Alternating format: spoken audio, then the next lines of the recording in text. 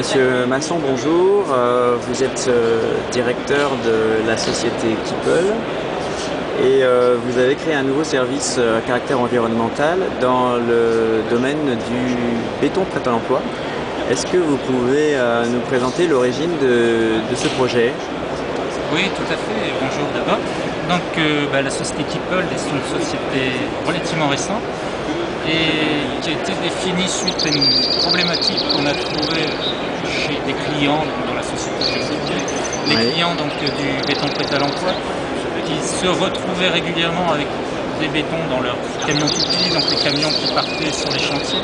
Oui. Et donc, plutôt que de détruire ce béton qui est encore frais, qui est bon, et qui est en surplus sur un chantier, ce qui arrive absolument quotidiennement, on s'est dit on va trouver sur le chemin du retour un receveur potentiel. Donc c'est un particulier, c'est un agriculteur, ça peut être une collectivité locale, une association, et donc quelqu'un qui est intéressé de recevoir ces quelques mètres cubes de béton parce qu'il a un besoin par exemple d'avancer le garage, voilà, pour sur un travaux en cours, voilà. En béton de propreté, d'accord. Voilà, donc on ne peut pas imaginer faire une fondation, ce seront des bétons de récupération, même si le béton est absolument parfait, parce que c'est un béton à la norme, on considère que ce sera un béton de propreté.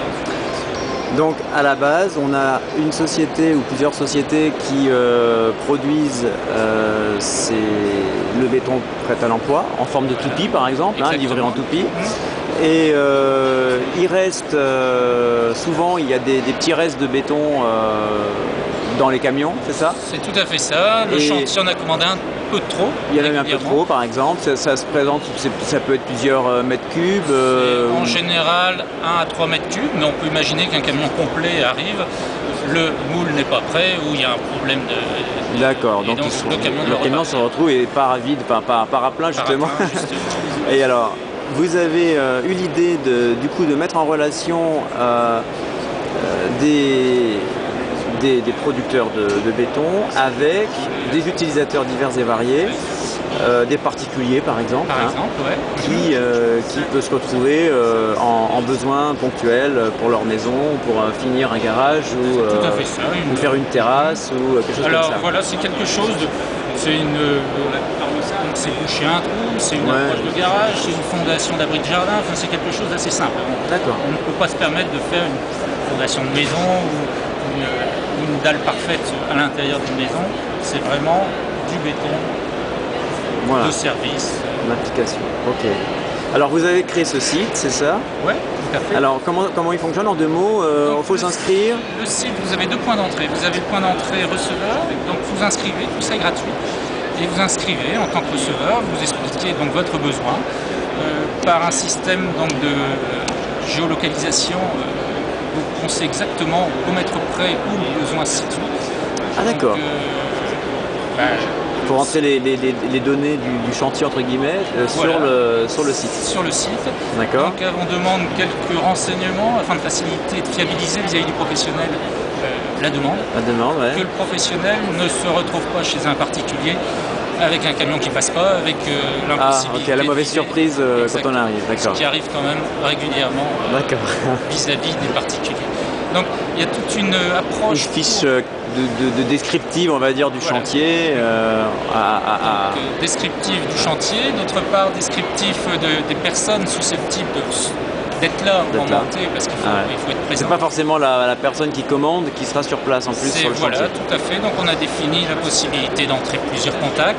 Et si, selon l'heure où le professionnel qui à son tour demande, donc interroge la base, on lui dit voilà, sur le chemin du retour, vous avez possibilité de le déposer à 1, 2, 3 endroits.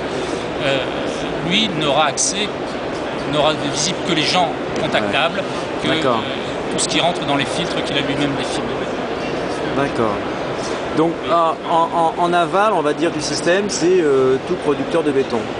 C'est ça? C'est pas réservé à telle ou telle filière ou région? C'est l'indépendant, c'est le groupe, donc c'est le producteur de béton.